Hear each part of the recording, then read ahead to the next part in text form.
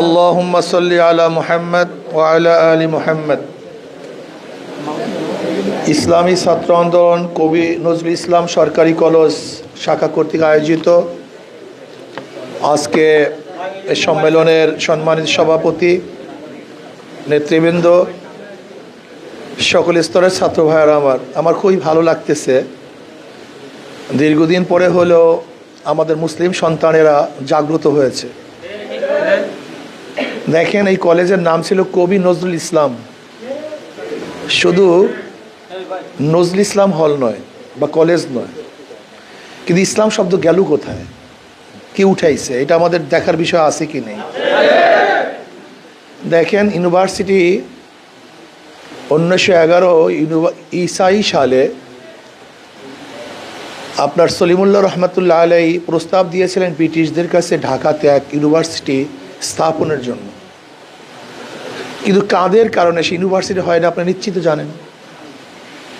ইতিহাস সাক্ষী, 41 বার ব্রিটিশদের কাছে দরখাস্ত দেওয়া হয়েছিল যেন ঢাকাতে ইউনিভার্সিটি না হয়।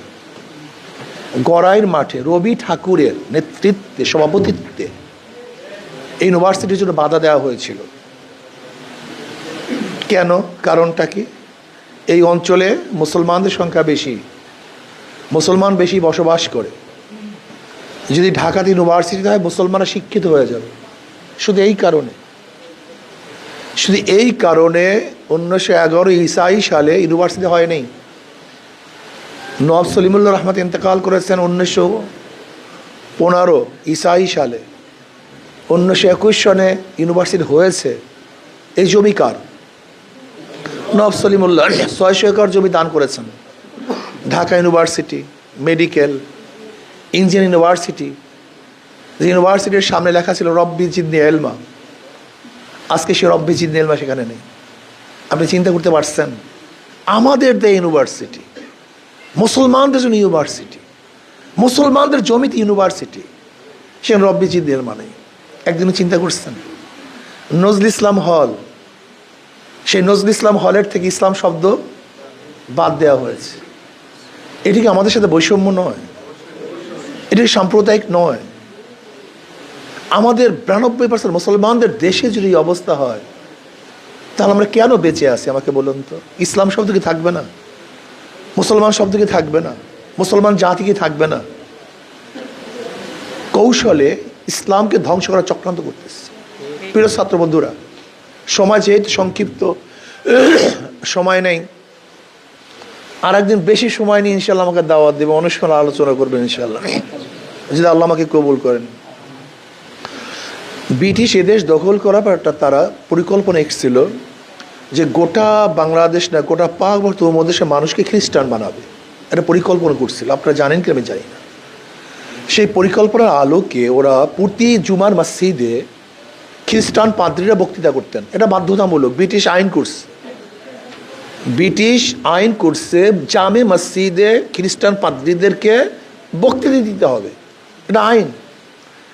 আমাদের মসজিদ বক্তৃতা করবে কারা? খ্রিস্টান। এটা আইন করছে। ওরা পরিকল্পনা নিয়েছিল গোটা পাক উপমহাদেশের সমস্ত মানুষকে খ্রিস্টান বানাবে, কিন্তু বানাতে কেন পারে নাই? এই মুসলমানদের কারণে। সেই বিষয়ে আর একদিন আলোচনা করব। ঠিক এদের স্বাধীন হওয়ার পরেও গোটা বাংলাদেশের প্রত্যেকটা মানুষকে নাস্তিক বানাবার একটা চক্রান্ত হয়েছে। একটা পরিকল্পনা হাতে নেওয়া হয়েছে যেন আমরা মুসলমানের সাথে নাস্তিক বানানো যায়। এটা পরিকল্পনা। আপনি বইগুলিতে দেখছেন যে দি অরিজিন অফ ম্যান, মানুষের আদি উৎস কি, এই বিষয়ে গবেষণা চলতে পারে, গবেষণা হতেই পারে।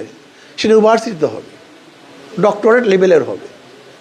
সেই থিমটা কি 6ষ্ঠ ক্লাসে, 7ম ক্লাসে দেওয়ার কোনো যুক্তি আছে? হ্যাঁ, কি চিন্তা করতে পারছেন? আবার কি ট্রান্সজেন্ডার, আমি যদি ভাবি আমি মহিলা, আমি মহিলা, আমি যদি ভাবি আমি পুরুষ, আমি পুরুষ। এ কোনো পাগল। এইটাকে এস্টাবলিশ করার জন্য কোটি কোটি $মিলিয়ন ব্যয় করা হচ্ছে। আমাদের বাংলাদেশে এস্টাবলিশ করা হয়ে গেছে অলরেডি, আইনে পরিণত করা হয়েছে। আজকে ডারউইনের থিওরি বাংলাদেশে,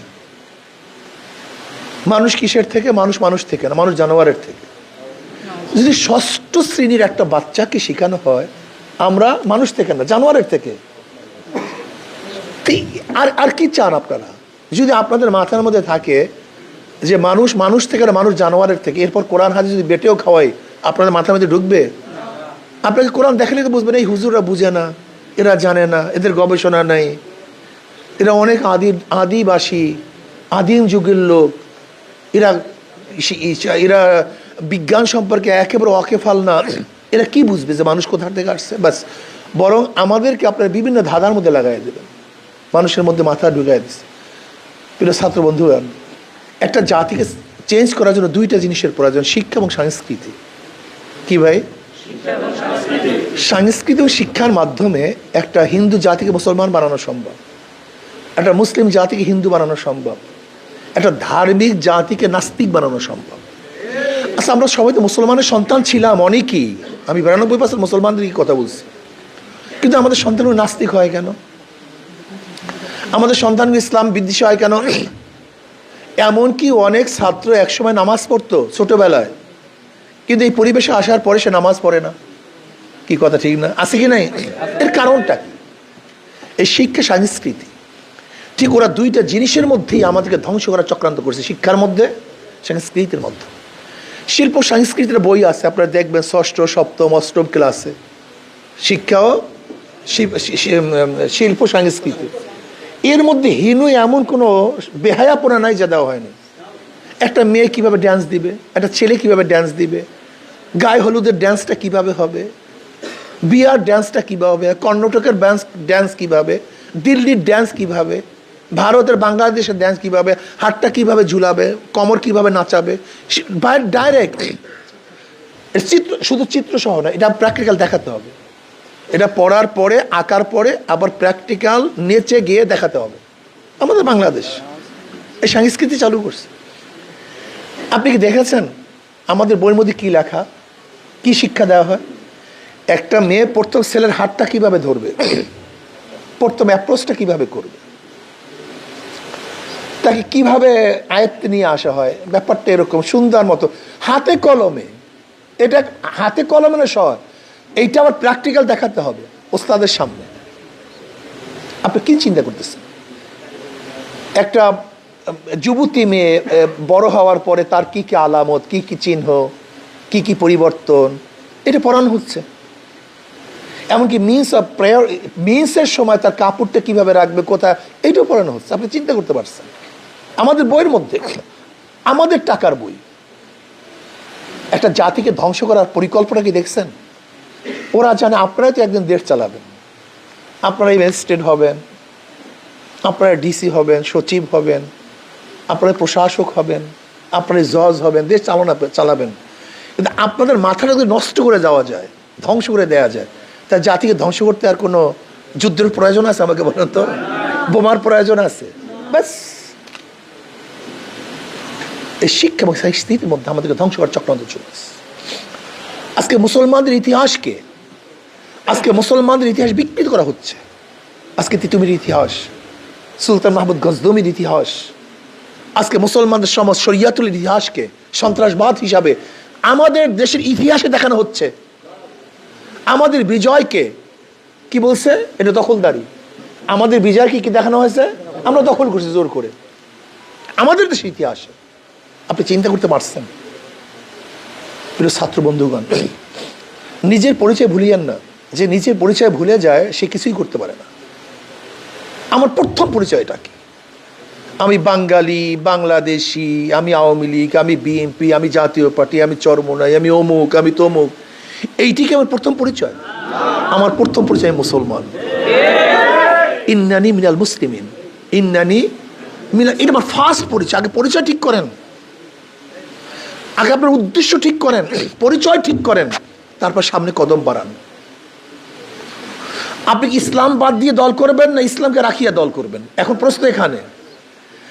আজকে আপনি ইসলামকে বাদ দিয়ে দেশ গড়বেন না ইসলামকে নিয়ে দেশ গড়বেন?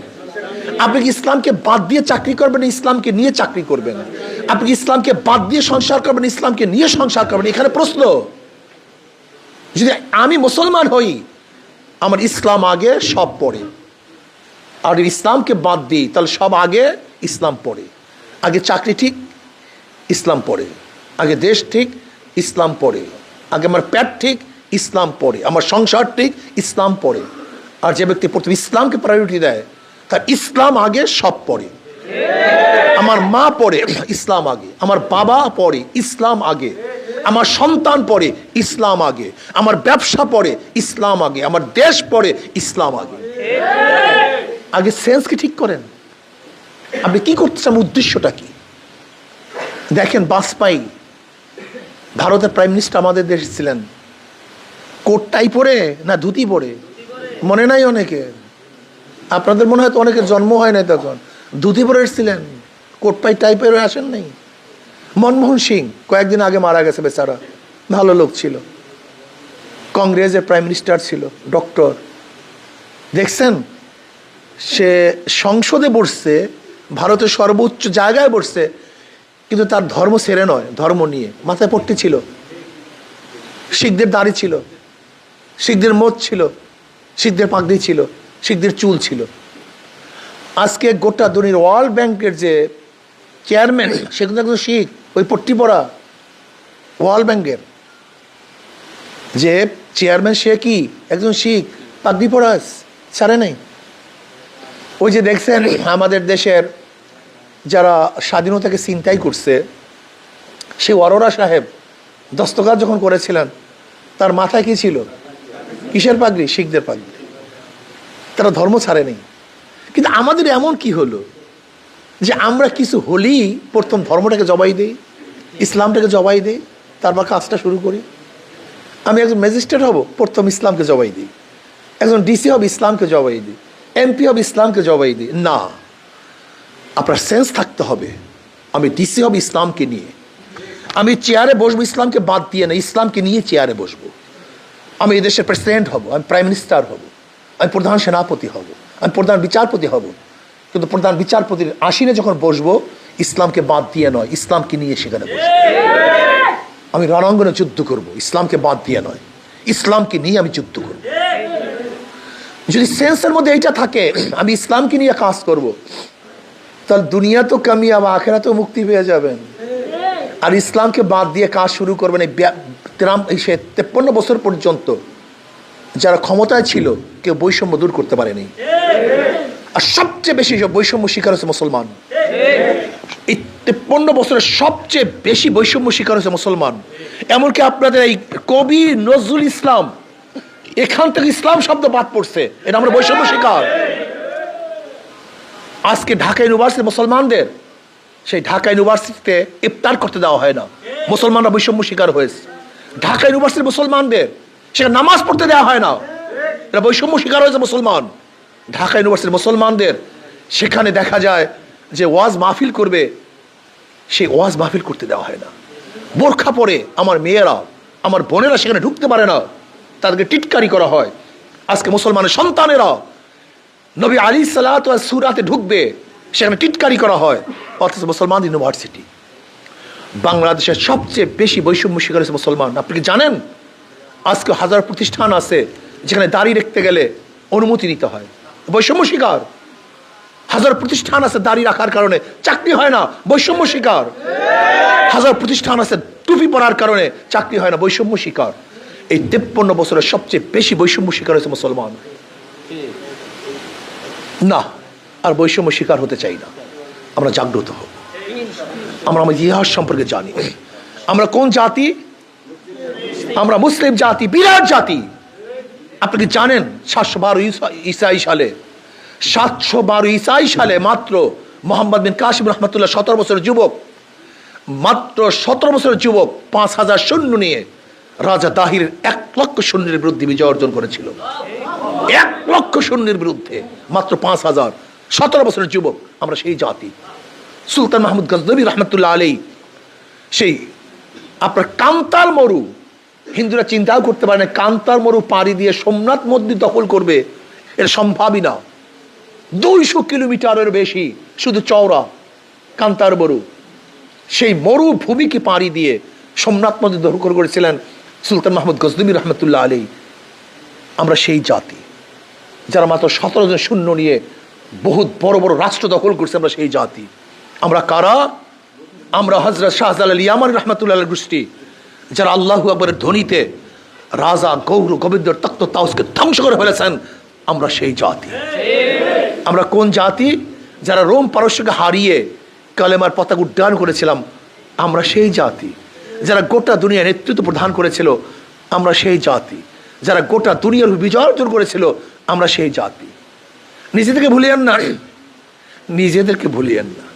আমরা মুসলমান। ইন্নানি মিনাল মুসলিমিন ওমান আহসানু কাওলাম মিম্মান দা ইলাল্লাহি ওয়া আমিলা সালিহা ওয়া ক্বালা ইন্নানি মিনাল মুসলিমিন। শোনেন, আপনি যত ইসলাম ছাড়েন, ভারত কিন্তু আপনাকে ইসলামপন্থী মনে করবে। ধরে নেন, ধরে নেন আমরা অনেক ইসলাম ছেড়ে দিয়েছি, কিন্তু ভারত আমাদের উপরে আক্রমণ করবে কি হিসাবে বলেন তো? কথা বলেন না কেন? বুঝেন না কেন বাংলা কথা?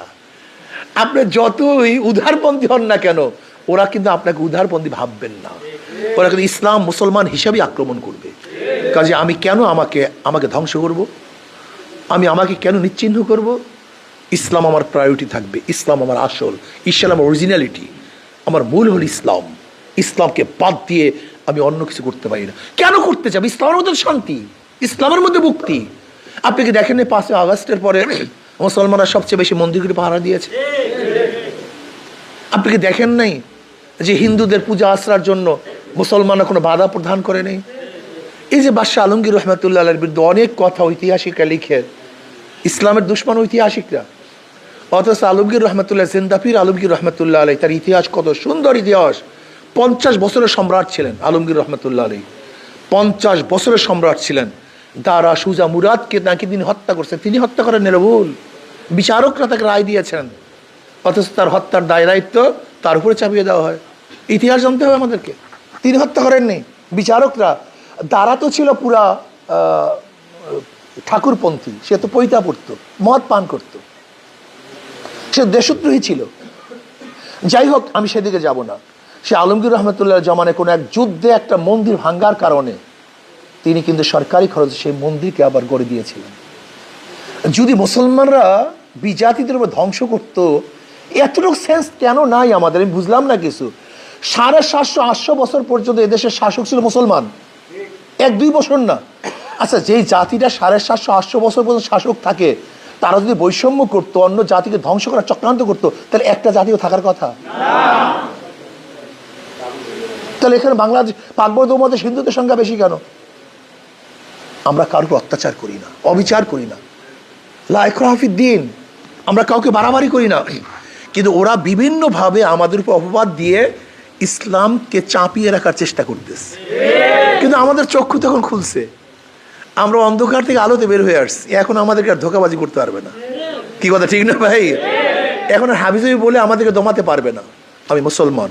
ওমান আহসানু কাওলাম মিম্মান দা ইলাল্লাহি ওয়া আমিলা সালিহা ওয়া ক্বালা ইন্নানি মিনাল মুসলিমিন। আমার ফার্স্ট পরিচয় একজন মুসলমান। ইসলাম অনুযায়ী চললে ইসলাম শুধু মানুষের জন্যই কল্যাণকার না, গোটা মাখলুকাতের জন্য কল্যাণকার। কালকে আমাকে একজন প্রশ্ন করছে, আপনার ঢাকা ইউনিভার্সিটি কিছু ছাত্ররা গেছে যে ইসলাম ক্ষমতায় আসলে কি হবে? আমি বলি গোটা মাখলুকাতের উপকার হবে। আমি এক কথা বলছি, শুধু জনগণ না, মানুষ না।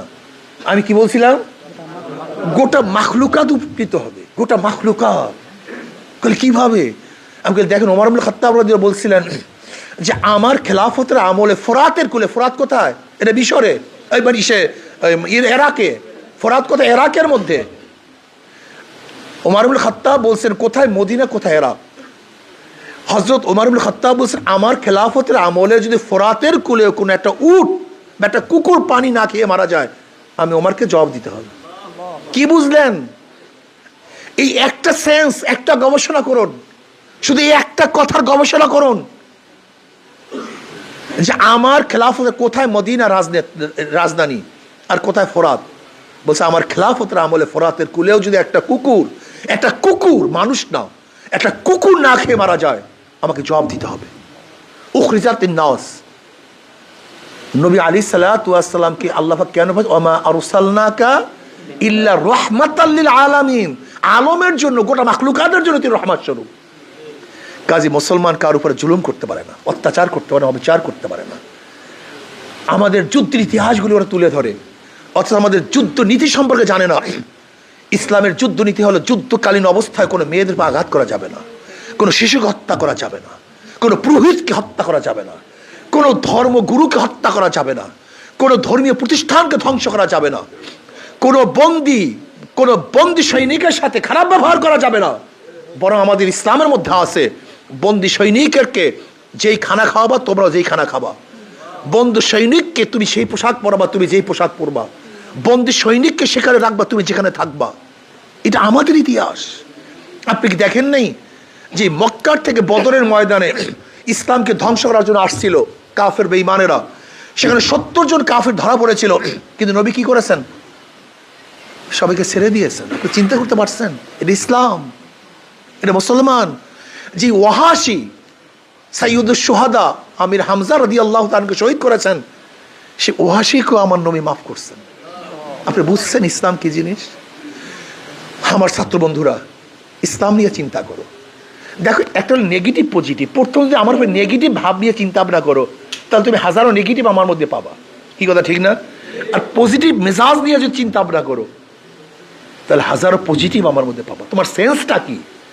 তুমি কি আমাকে নেগেটিভ, যদি তুমি মনে করো যে আমার মধ্যে কিছু নেগেটিভ খোঁজ করতে চাও, খোঁজ করতে পারবা। যেমন ধরে নাও, আমি বক্তৃতা করতেছি, বলবো যে হুজুরে মুরব্বী মানুষ, তার সামনে হাত নাড়ায় কথা বলতেছে কেন? এটা তো বেয়াদবি। কি নেগেটিভ আছে কি নেই? এক হাত নাড়ানো, যার নেগেটিভ সেন্স সে কি দেখছে? নেগেটিভ দেখছে। কিন্তু তোমাদের মধ্যে পজিটিভ সেন্স আই মিয়া, তুমি জানো না যে বক্তৃতার সময় হাত না নাড়ালে বক্তৃতা আসে না? একই হাত নাড়ানো, সেন্স দুই দরকার।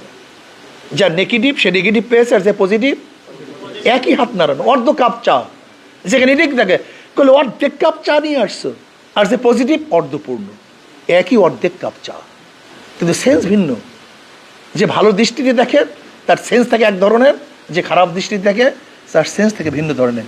যেরকম মাছি, ময়লার মাছিগুলি হাজারো ভালোর মধ্যে কোন জায়গায় ময়লা আছে সেখানেই পড়ে, আর মৌমাছিগুলি হাজারো ময়লার মধ্যে কোন জায়গায় ফুল আছে সেখানে গিয়ে মুদা আহরণ করে। এটা হলো নেগেটিভ পজিটিভের তোমার সেন্সটা কি? ইসলামের মধ্যে তুমি হাজারো হাজারো লক্ষ লক্ষ ভালো পাবা। আবার যদি কেউ এর মধ্যে খারাপ খোঁজ করতে চাও, তোমার দৃষ্টিতে খারাপ পেতে পারো। এর মূল কারণ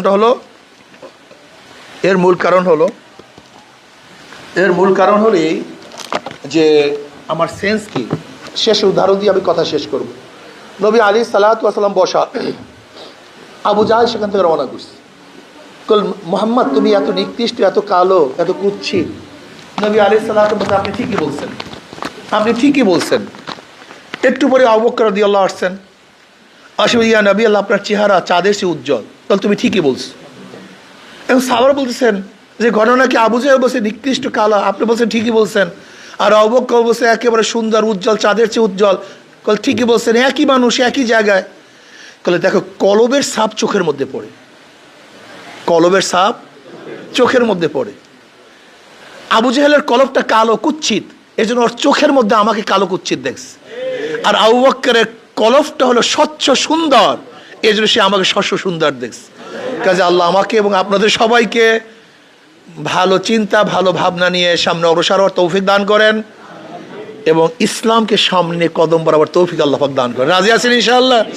আর একদিন দেখা হবে ইনশাআল্লাহ, আসবেন, এরকম কথাবার্তা বল হবে ইনশাআল্লাহ। আমাদের কবি নজরুল ইসলাম হল এই সরকার